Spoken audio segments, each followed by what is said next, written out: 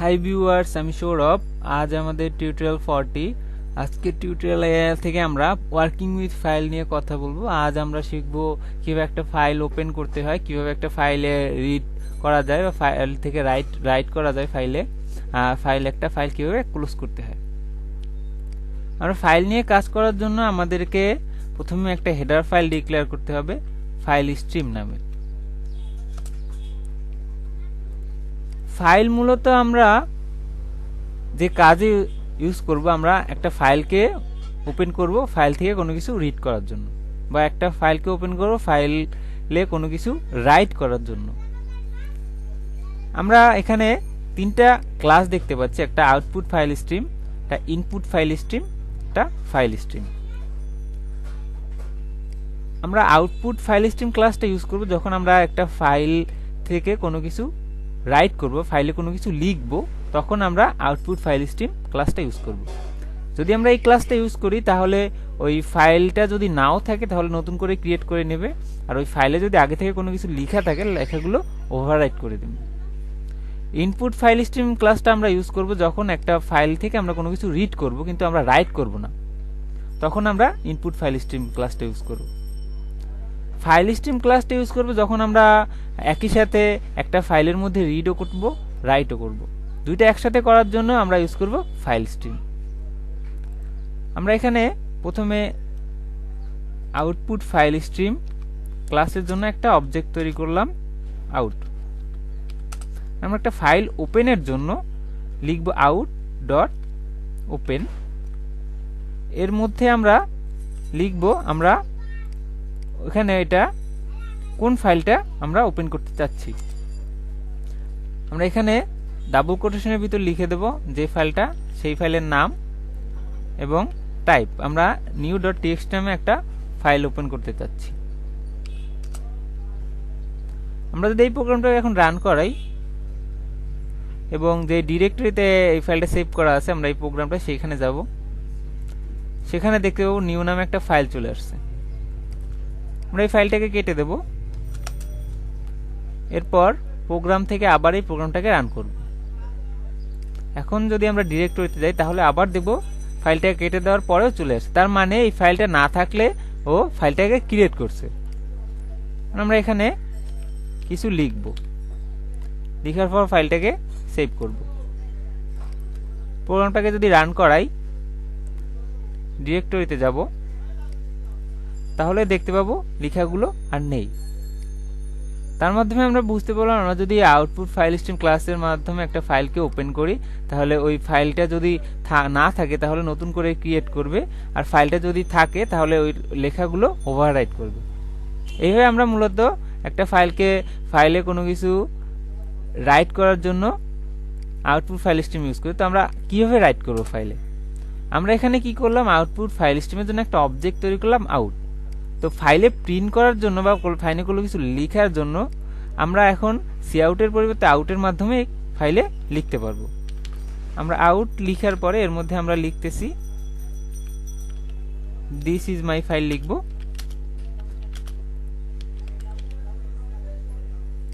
প্রোগ্রামটাকে আমরা রান করব। আমরা ডিরেক্টরিতে এই ফাইলের মধ্যে এখন লেখা দেখতে পাচ্ছি দিস ইজ মাই ফাইল।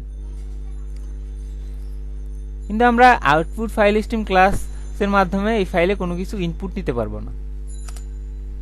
আমরা যদি এখন আউট, এখানে একটা আমরা ক্যারেক্টার ডিক্লেয়ার করব, ক্যারেক্টার সিএস, ইনপুট নেওয়ার চেষ্টা করব এখান থেকে,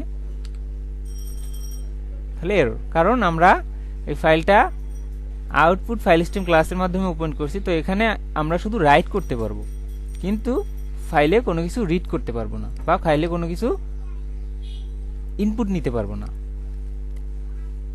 এখন আমরা দেখব ইনপুট ফাইল স্ট্রিম।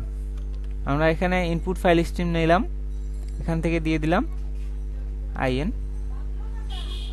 আমরা যেহেতু এটার ক্ষেত্রে আর ফাইলে কোনো কিছু রাইট করতে পারবো না, যেহেতু এটা ইউজ করবো না, আমরা এখানে ইউজ করব, এটা একটু কমেন্ট করে রাখবো,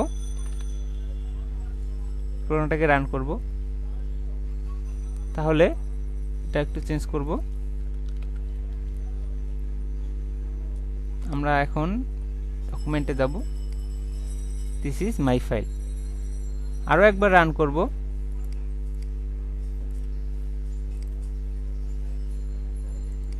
ডকুমেন্টে যাব, ডিরেক্টরিতে, এর মধ্যে দিস ইজ ফাইল লেখাটা আছে। এবার আর লেখাটা ওভাররাইট হচ্ছে না। তার মাধ্যমে কি হলো, আমরা যখন একটা ইনপুট ফাইল সিস্টেম ক্লাসের মাধ্যমে একটা ফাইলকে ওপেন করব, তখন ওই ফাইল থেকে আমরা কোনো কিছু রিড করতে পারবো। ওই ফাইলের লেখাগুলো আর মুছবে না, রিমুভ হয়ে যাবে না। আমরা এই লেখাটা এখন এই ডকুমেন্টটা কেটে দেব। এই প্রোগ্রামটাকে আরো একবার রান করব। এরপর ডিরেক্টরিতে গিয়ে দেখব এই নামে এখন আর ফাইল ক্রিয়েট হয়নি। আমরা যদি ইনপুট ফাইল সিস্টেম ক্লাসের মাধ্যমে একটা ফাইলকে ওপেন করি, তাহলে ওই ফাইলটা যদি না থাকে তাহলে নতুন করে ফাইলটাকে ওপেন করবে না। সেটা ভালোভাবে বোঝার জন্য আমরা এখানে কন্ডিশন ইউজ করব, ইফ নট ইন। এই ফাইলটা যদি না থাকে তাহলে আমাদের মনিটরে শো করাবে কনসোলের যেটা ফাইল নট ফাউন্ড।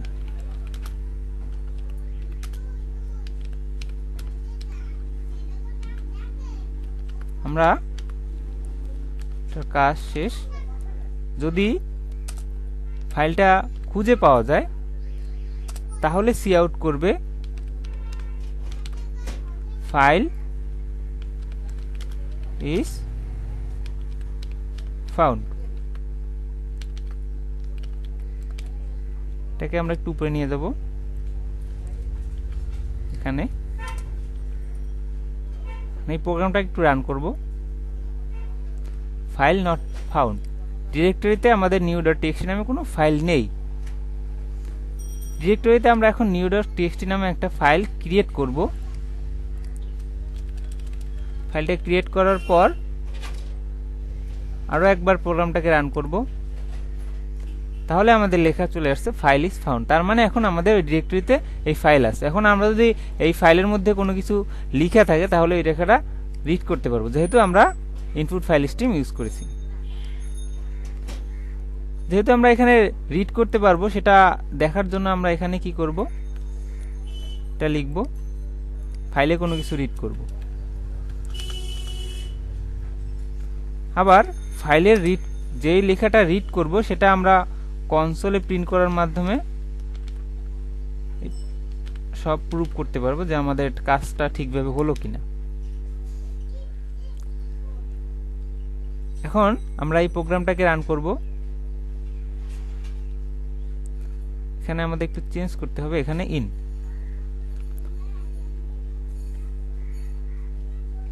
আমাদের কাজ হলো, আমাদের এখানে ভি শো করলো, কারণ আমাদের এখানে একটা কিছুই দেয়া ছিল না, তো একটা গার্বেজ ভ্যালু আমরা এখানে দিয়ে দেবো এস। এরপর সেভ করব, প্রোগ্রামটাকে রান করব। তাহলে আমরা ফাইলের মধ্যে যে ইনপুটটা নিয়েছিলাম সেটা আমাদের এই কনসোলে প্রিন্ট করলো এস। আমরা এখানে কিন্তু ফাইলে কোনো কিছু রাইট করতে পারবো না, ফাইলে রিড করতে পারবো, যেহেতু আমরা ইনপুট ফাইল সিস্টেম ক্লাসটা ইউজ করছি। এখন আমরা দেখব ফাইল স্ট্রিম ক্লাস। এখান থেকে আমরা ফাইল স্ট্রিম ক্লাসের জন্য লিখব, একটা অবজেক্ট ডিক্লেয়ার করব IOF। এখান থেকে এটা কেটে লিখব IOF। আমরা এখানে ইনপুট নেব, ফাইলের মধ্যে প্রিন্ট করব কনসোলে। এখানে একটা আমরা অ্যারে ডিক্লেয়ার করে নেই। প্রোগ্রামটাকে যদি রান করাই, আমাদের এখানে ইনটা চেঞ্জ করব, IOF দিয়ে দেব, ফাইল ইজ ফাউন্ড। এস আগে থেকেই লেখা ছিল। ডিরেক্টরিতে যাব, এখানে আমরা লিখব সৌরভ। ফাইলটাকে সেভ করব, প্রোগ্রামটাকে রান করব। তাহলে আমরা ফাইলে ইনপুট নিলাম সৌরভ, আর এটা কনসোলে প্রিন্ট করলো। এখন আমরা কি করব, এখানে দেখব একই সাথে এটা ফাইল থেকে আমরা ফাইলে কোনো কিছু রিড করতে পারছি, যেহেতু ফাইলে রাইট করতে পারি কিনা। সেটা করার জন্য আমরা এখানে এটাকে চেঞ্জ করব, ফাইলে টা এখানে আমরা কনসোল থেকে কোনো কিছু ইনপুট নিব। আমরা টা কনসোলে ইনপুট নিব আর সেটা ফাইলে প্রিন্ট করব। করার জন্য আমরা এখন এটাকে করলাম ch দিলাম, তারপরে IOF এর মাধ্যমে ওটা ফাইলে প্রিন্ট করলাম। পুরোটাকে রান করব। এখানে ইনপুট চাচ্ছে, আমরা এখানে ইনপুট দেব সৌরভ। ডিরেক্টরিতে চলে যাব, এখানে আমরা সৌরভ পেয়ে গেছি। কিভাবে আমরা এটা কেটে দেব, আবার এটাকে সেভ করব, প্রোগ্রামটাকে রান করব। এখানে লিখব BITC, এখানে আরো একবার একটু রান করব, এখানে লিখব BITC, ডিরেক্টরি থেকে ফাইলটা ওপেন করে দেব, এখানে লেখা BITC। আমরা এখান থেকে যদি এই ফাইলটাকে কেটে দেই, পুরোটাকে রান করব, তাহলে ফাইল নট ফাউন্ড, ফাইলটা খুঁজে পেল না। তার মানে হলো আমরা যদি ফাইল স্ট্রিম ক্লাসের মাধ্যমে একটা ফাইলকে ওপেন করি, তাহলে ওই ফাইলটা যদি না থাকে তাহলে কিন্তু ক্রিয়েট করবে না।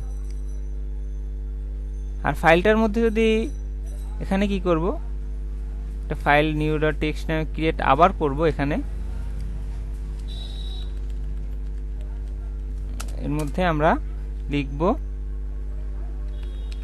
সৌরভ, তা সেভ করব। প্রোগ্রামটাকে আমরা একটু রান করব, এখানে দেব সৌরভ, একটু ভুল হলো, এন্টার ক্লিক করা উচিত ছিল। আমরা আরো একবার সৌরভ লিখব, এন্টার ক্লিক করব, ডিরেক্টরিতে চলে যাব, এখানে সৌরভ। ফাইল স্ট্রিমের মাধ্যমে ওপেন করলে আমাদের কিন্তু ফাইলের আগের লেখাগুলো আর থাকতেছে না, আমাদের ওই লেখাগুলো মুছে গিয়ে নতুন যে লেখাটা লিখছি সেই লেখাগুলো আছে। তো আমরা এখানে দেখলাম output file stream, input file stream and file স্ট্রিমের কাজ। আমরা এই তিনটে ক্লাস ইউজ করে আমরা ফাইলের বিভিন্ন ধরনের কাজ করে থাকি। আমরা একটা ফাইলকে যেহেতু আমরা এখানে ওপেন করলাম, ফাইলটা যদি আমরা ক্লোজ না করি তাহলে ফাইলটা সেভ হবে না। সেটা দেখার জন্য আমরা এখানে ডিরেক্টরিতে গিয়ে আমরা এখানে একটা ফাইল নিউ টেক্সট ডকুমেন্ট, এটাকে আমরা যখনই ক্লোজ করতেছি, আমরা এখানে কোনো কিছু লিখার পর ক্লোজ করে সেভ করলে এটা সেভ হয়, ক্লোজ না করার আগে এটা সেভ হয় না।